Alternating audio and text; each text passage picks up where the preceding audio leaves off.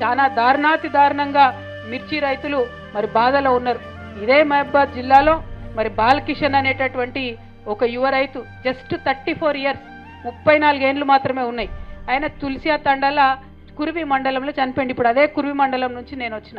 ముఖ్యమంత్రి గారు నేను రిక్వెస్ట్ చేస్తా ఉన్నా, మీరు కొంచెం సేపు రాజకీయాలు పక్కన పెట్టండి. మీరు రైతు భరోసా వేసినామన్నారు, నిజంగా ఎవరికి వస్తలేదు వాస్తవానికి. అది మీకు ఎవరైనా మీ నాయకులు చెప్తున్నారో చెప్తలేదో మాకు తెలియదు, మేము చెప్తా ఉన్నాం, వస్తలేదు.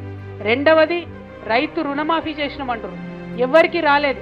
ఈయన అధికారంలోకి రాకముందు ఏం చెప్పిండు రేవంత్ రెడ్డి, మీరు ఓన్లీ బ్యాంకులకు లోన్లు తెచ్చుకోండి, మనిషికి 2 లక్షలు, మేము 9 డిసెంబర్ అధికారంలోకి వస్తాం, 9 డిసెంబర్ మీకు లోన్ వేవర్ చేస్తామని చెప్తే పాపం దారుణాతి దారుణంగా మోసపోయి ప్రతి ఇంటికి ఇవాళ 8 నుంచి 10 లక్షల అప్పు ఉన్నది. ఏది రుణమాఫీ?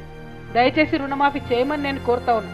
ఇవాళ నిన్న యువ రైతు చచ్చిపోయిందంటే ఊరికే చచ్చిపోలే, ఈ కష్టాలు దయచేసి మీరు గమనించమని నేను కోరుతా ఉన్నా. ఇక బోనస్ కాదు, అది బోగస్ అనాలి దాన్ని, బోగస్. ఎందుకోసం అంటే సన్నవడ్లకు బోనస్ ఇస్తామని చెప్పారు, 10% మందికి కూడా ఇవ్వలే. మొత్తం రైతులు అమ్మేదాకా చూసిరు, అమ్మినాక లాస్ట్లో కొంతమందికి ఇక బోనస్ ఇచ్చినామని 2-3 ఊర్లల్లో ఇట్లా విధులిచ్చినట్టు బోనస్ ఇచ్చారు.